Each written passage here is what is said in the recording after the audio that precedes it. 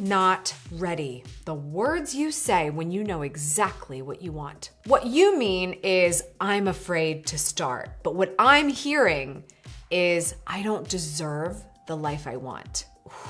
That hurts. Stop wasting time. You were ready yesterday. But I know you're only gonna trust me when you learn this simple process for your mindset shift that will guide you in those moments of uncertainty and remind you that, as we see in Seth Godin's book, What to Do When It's Your Turn, that it's always your turn. As someone who understands this struggle and grew up thinking you had to wait for somebody to offer you permission to step into your power, it has been a long journey of overcoming imposter syndrome. But that brought me to this version of who I am today as someone who has successfully coached hundreds of businesses on how to become a trusted brand, all because I learned how to believe in myself so other people could believe in me too. So no matter what you think you're not ready for right now, a new side hustle, a hobby, maybe a trip across the world, this is what to do when it's your turn, and it's always your turn. Before I can convince you that you're already ready for what you want, we have to talk about the broken escalator theory. I love that this is one of the first things that Seth brings up in his book because it just makes you crack up laughing. In this viral video, you see two totally capable people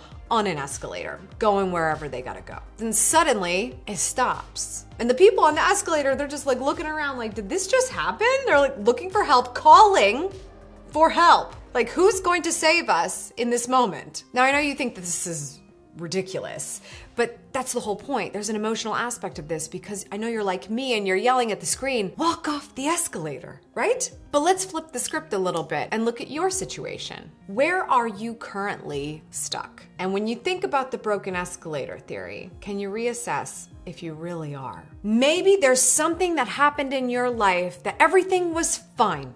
Everything was going according to plan. The escalator was doing its job. And then things changed. And you got frustrated. And you didn't like that things changed. And you just, quite frankly, didn't feel like doing anything about it because you're a victim in this situation and somebody should come and fix it for you. But that's not why the escalator broke. The escalator broke to test you, to figure out, what do you have in store for us next? Are you going to learn from this? The resources, the experience, the capabilities that you have in this moment of your life to try to pivot. Where are you feeling stuck that you haven't entertained the potential of walking off the escalator? Yes, we are abandoning the scenario that is no longer working for you. We're letting it go. We're gonna be sad to see it go, but no more. Seth leads with this example in the book because you need to take a hard look at what you're doing that is very similar to this situation. Are you willingly ignoring an opportunity to grow in the situation you're in and leaning on the fact that you're stuck? As my business coach, Dan Martell, would say, what are you pretending not to know? What to do when it's your turn and it's always your turn is spotlighting the fact that there's always something within your control. You might have to let go of previous circumstances, but what you want could happen if you choose it. Knowing what you want is not the whole story, but if you are saying to yourself, I'm not ready yet, that's literally the indication that you are ready because you know you want something else. And now you have to make a choice. What Seth says in this book, freedom is our problem.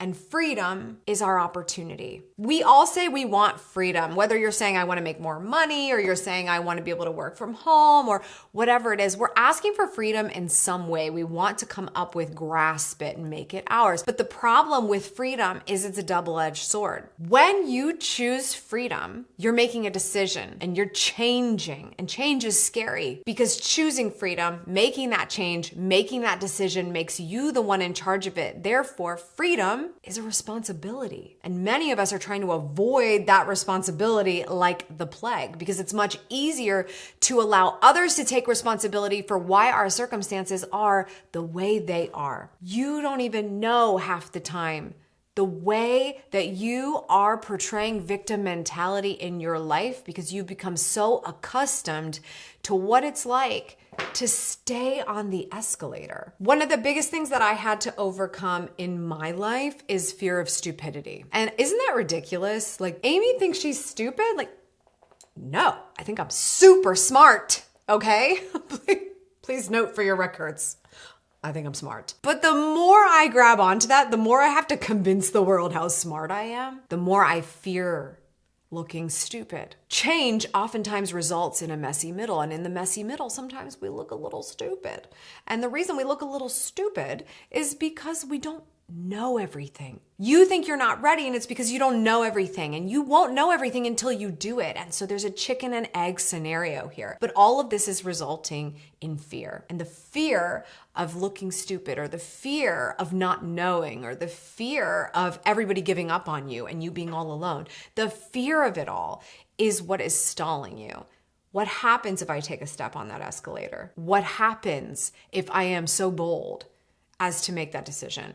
It's audacity most of the time that makes us look at somebody funny when they change. But that audacity is what's going to change your life. So you have to find it somewhere. Knowing what you want and being totally and utterly okay with it without having to justify it to anyone or explain how you're good enough to go get it, just wanting something is totally within your power. That is the first step off the escalator.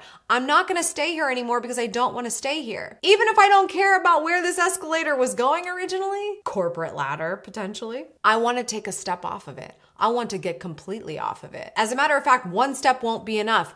I have to dive all the way in and go as far away from it as I can. Something I look at when I'm trying to make a big decision is, where am I playing in kiddie pools? Are you a kiddie pool person? I'm kind of a kiddie pool person. Like, I don't really want to go into the water and get my hair wet sometimes.